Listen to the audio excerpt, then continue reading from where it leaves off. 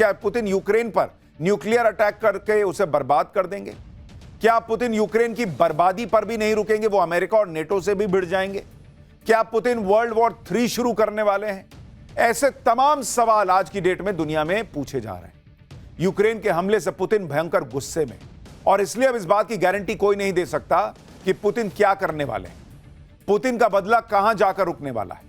और इस गुस्से की वजह भी है, यूक्रेन ने रूस पर अब तक का सबसे बड़ा अटैक किया। रूस में 6000 किलोमीटर अंदर घुसकर मारा, 5 एयरबेस पर ड्रोन से घात लगाकर हमला किया। रूस के 41 फाइटर जेट, 41 फाइटर जेट तबाह कर दिए, 34% बॉम्बर्स फ्लीट को तबाह कर दिया। रूस को करीब 60,000 करोड़ रुपए का नुकसान हुआ कहा जा रहा है। यूक्रेन के सीक्रेट और सरप्राइज हमले में रूस के 12 सैनिक भी मारे गए हैं, यह भी कहा जा रहा है। यूक्रेन ने यह हमला रूस के एयरबेस पर नहीं बल्कि पुतिन के अभिमान पर किया है। ज़ेलेंस्की ने सीधे पुतिन की ताकत को ललकारने की बड़ी गलती कर दी, और इसलिए अब सबकी नजरें इसी पर हैं कि पुतिन क्या जवाब देंगे। आप यह समझ लीजिए कि अब दुनिया का भविष्य ही पुतिन के एक्शन पर टिका है। पुतिन यूक्रेन से कौन से बदला की प्लानिंग कर रहे हैं, पुतिन ने वो कौन कौन सी मिसाइलें निकालनी है जो यूक्रेन को पूरी तरह बर्बाद कर सकती है। यूक्रेन से बातचीत के बीच ज़ेलेंस्की ने रूस पर हमला क्यों किया? क्या ट्रंप को इस हमले के बारे में नहीं पता था? क्या पुतिन यूक्रेन के साथ साथ नेटो से भी इस हमले का बदला लेंगे? भारत और चीन की ड्रोन पावर की बात करना भी आज क्यों जरूरी है? चीन क्या तैयारी किए बैठा है भारत के खिलाफ? आज सब आपको बताऊंगा, लेकिन पहले आप रूस यूक्रेन के युद्ध पर भड़की नई चिंगारी का एक ट्रेलर देख लीजिए जो दुनिया के लिए बड़ा खतरा बन सकती है। जैसे नरेंद्र मोदी ने पहलगाम हमले के बाद कहा था कि ऐसा बदला लूंगा जो कल्पना से भी परे हो, वैसे ही रूस पर ड्रोन हमले के बाद पुतिन के बारे में कहा जा रहा है कि ऐसा बदला पुतिन लेने जा रहे हैं जो दुनिया ने सोचा नहीं होगा। क्योंकि रूस पर कोई छोटा मोटा अटैक नहीं हुआ, रूस पर वैसा ही अटैक हुआ जो आज से 83 साल पहले, 83 इयर्स पहले अमेरिका पर हुआ था। यह 1941 की बात है जब दूसरा विश्व युद्ध चल रहा था। तब जापान ने अमेरिका के नेवी बेस पर अचानक हमला करके अमेरिका के 21 बड़े बड़े जहाज खड़े खड़े तबाह कर दिए थे और 350 से ज्यादा प्लेन बर्बाद कर दिए थे, और इसमें अमेरिका के 2400 सैनिक और दूसरे लोग मारे गए थे। इसी हमले के बाद अमेरिका दूसरे विश्व युद्ध में कूद गया था, और फिर दूसरा विश्व युद्ध खत्म तब हुआ जब एटम बम फोड़कर अमेरिका ने जापान को तबाह कर दिया और फिर जापान ने सरेंडर किया। इस इतिहास को याद करके यही कहा जा रहा है कि यूक्रेन ने रूस पर जो हमला किया है वो पर्ल हार्बर जैसे हमले की तरह है, क्योंकि रूस के भी एक से बढ़कर एक जबरदस्त फाइटर प्लेन यूक्रेन ने ड्रोन हमले से तबाह की। और इसी के बाद सवाल पूछा जा रहा है कि क्या जैसे पर्ल हार्बर हमले के बाद वर्ल्ड वॉर 2 में अमेरिका घुस गया था, वैसे ही अब वर्ल्ड वॉर 3 शुरू होगा क्या? क्या पुतिन भी इस जंग को वैसे ही एटम बॉम्ब तक लेकर जाएंगे जैसे दूसरे विश्व युद्ध में अमेरिका ने कर दिया था? परमाणु हमले की चर्चा इसलिए भी तेज हो गई है क्योंकि रूस में इस वक्त मिलिट्री मूवमेंट के वीडियो वायरल हो रहे हैं। बड़े बड़े मिलिट्री ट्रक, आप देखिए ना बॉस, बड़े बड़े मिलिट्री ट्रक पर भारी भरकम हथियार मूव किए जा रहे हैं। इन वीडियो को लेकर दावा है कि रूस अपने पावरफुल हथियारों को लॉन्चिंग पोजीशन पर ले जाकर रेडी कर रहा है। आप देखिए इन तस्वीरों को। इन वीडियो को लेकर ऐसा भी दावा है कि इन ट्रक्स में न्यूक्लियर वॉरहेड ट्रांसपोर्ट किए जा रहे हैं, और अगर ऐसा है तो यह बहुत खतरनाक है, क्योंकि आप उसकी साइज देखिए बॉस, ये साइज देखकर ही दुनिया हड़क गई है कि दिखने में जो इतना भयंकर है, अगर इसके अंदर न्यूक्लियर हथियार है, न्यूक्लियर बॉम्ब है ये, और अगर ये चल गया तो यूक्रेन तो मिट्टी में मिलेगा, ये आसपास का इलाका बर्बाद हो जाएगा।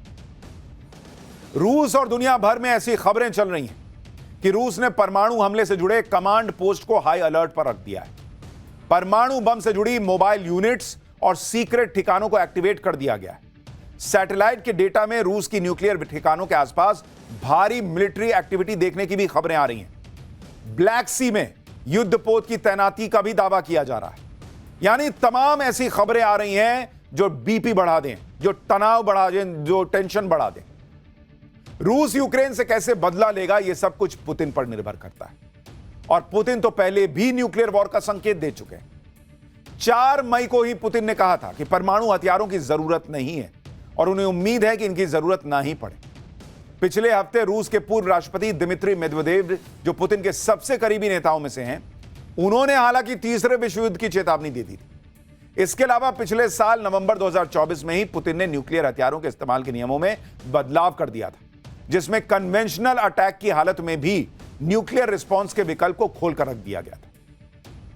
इसी बीच अमेरिका के 2 वरिष्ठ सांसदों ने भी दावा कर दिया है कि पुतिन नए हमले की तैयारी कर रहे हैं और अगले 2 हफ्ते बहुत निर्णायक होने वाले हैं। और पुतिन शांत बैठने वाले नहीं है बॉस। पुतिन भी रशिया को लेकर वैसी ही सोच रखते हैं, वैसा ही अग्रेशन रखते हैं, नेशन फर्स्ट की भावना से भरे रहते हैं जैसे नरेंद्र मोदी। और यह बात तो तय है कि अगर पुतिन ने यूक्रेन को मिटाने की कसम खा ली तो बॉस वो पीछे हटने वाला आदमी नहीं है। सवाल यह है कि क्या रूस यूक्रेन का बदला सिर्फ यूक्रेन तक सीमित रहेगा, क्योंकि यह बात तो तय है कि यूक्रेन अकेले रूस पर इतना बड़ा हमला नहीं कर सकता। इसके लिए यूक्रेन ने नेटो देशों की मदद तो ली होगी। इसलिए पुतिन के दिमाग में सिर्फ यूक्रेन नहीं, क्या नेटो पर हमला भी चल रहा है।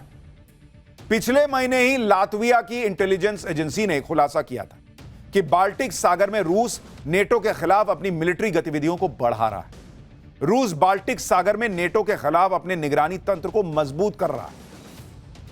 लेकिन एक सवाल यह भी है कि अगर रूस नेटो देशों से भिड़ गया तो ज्यादा पावरफुल कौन साबित होगा। अगर आप फाइटर जेट, टैंक, वॉरशिप और बाकी हथियारों से तुलना करेंगे, नेटो के 32 देशों के सामने पुतिन कमजोर साबित होंगे, क्योंकि 32 देशों की कलेक्टिव फायर पावर बहुत ज्यादा है। लेकिन अगर परमाणु हथियारों की तुलना करेंगे तो रूस और नेटो के बीच ताकत का अंतर काफी कम हो जाता है। और इसलिए अगर नेटो वर्सेस रशिया हो गया तो पावर कहां बैठती है, किसके तरफ झुका रहता है पावर का पेंडुलम, वो भी आपको बताता हूं।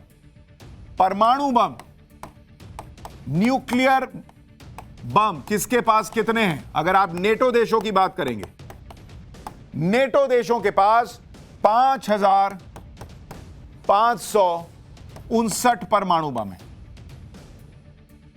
और इसमें अमेरिका भी शामिल है, यूके है, तमाम जो यूरोपीय कंट्रीज हैं वो सब मिलाकर नेटो देश बनाते हैं। लेकिन अगर आप अकेले रूस की बात करेंगे, रूस के पास कितने परमाणु हथियार हैं? 5,580। यानी अकेले रूस के पास 32 देशों के पास मिलाकर जितना परमाणु बम है उससे ज्यादा परमाणु बम मौजूद है। इसलिए कोई रशिया को धमकी ना दे कि भाई हम तुमको मार देंगे और तुम हमको मार दोगे, यह हिसाब नहीं चलेगा। रशिया ज्यादा पावरफुल है इन 32 देशों से मिला के। लेकिन परमाणु बम 5,000 की जरूरत थोड़ी पड़ती, 1-2 में ही ऐसा हाहाकार मचता है कि बाकी तो धरे रह जाते। आप यह भी देखिए कि एक तरफ तो यूक्रेन और रूस के बीच जंग अपने सबसे भीषण दौर में पहुंच चुकी है, दूसरी तरफ रूस और यूक्रेन में बातचीत भी चल रही। तुर्की में दोनों देशों के प्रतिनिधियों के बीच दूसरे राउंड की बातचीत हुई है। हालांकि बातचीत को लेकर पहले ही किसी को बहुत ज्यादा उम्मीद थी नहीं, और अब यूक्रेन के नए हमले के बाद तो ये उम्मीदें और कम हो गई, क्योंकि बातचीत के बीच भी दोनों देश एक दूसरे पर ताबड़तोड़ हमले कर रहे हैं। भाई एक तरफ तुम थपड़िया रहे हो, मार रहे हो, और दूसरी तरफ कह रहे हो कि हम बात कर लेते हैं, दोस्त, हम दोस्त हैं। कौन बात के दोस्त? रविवार को रूस ने भी यूक्रेन पर सबसे बड़ा ड्रोन अटैक किया था। रूस ने 472 ड्रोन से यूक्रेन पर हमला किया। हाल ही में दोनों देशों के वरिष्ठ अधिकारी खुद ये मान चुके हैं कि बातचीत से बहुत कुछ हासिल होने वाला है नहीं। रूस को लेकर यह कहा जा रहा है कि वो जानबूझकर बातचीत की शर्तों को टाल रहा है ताकि उसे युद्ध में फिर से ताकत जुटाने का मौका मिलता है। दूसरी तरफ जेलेंस्की का तर्क यह है कि रूस पर भयंकर हमला उसे बातचीत की टेबल पर आने को मजबूर कर देगा। रूस और यूक्रेन युद्ध जिस तरह से भड़क गया है उससे डोनाल्ड ट्रंप की भी बड़ी छीछालेदर हो गई। कहां डोनाल्ड ट्रंप दावा कर रहे थे कि वो रूस यूक्रेन का युद्ध रुकवा देंगे एक दिन में, जिस दिन सत्ता में आएंगे एक दिन में। ये जेलेंस्की गया था वहां, व्हाइट हाउस में बेइज्जती करा के भी आया था, करके भी आया था। और आज देखिए कहां हालात ये हो गए कि रूस यूक्रेन एक दूसरे को मिट्टी में मिला देने पर उतारू हो गए, और ये जो दुनिया में सीज फायर के स्वघोषित फर्जी मसीहा बने घूम रहे हैं डोनाल्ड ट्रंप, इनसे कुछ नहीं हो पा रहा। ये वही डोनाल्ड ट्रंप है जो बार बार कह रहे हैं कि उन्होंने भारत पाकिस्तान का युद्ध रुकवा दिया। तो रुकवाओ ना भाई, रुकवाओ, जाओ यूक्रेन रूस का रुकवाओ। वो नहीं रुक रहा है तुमसे।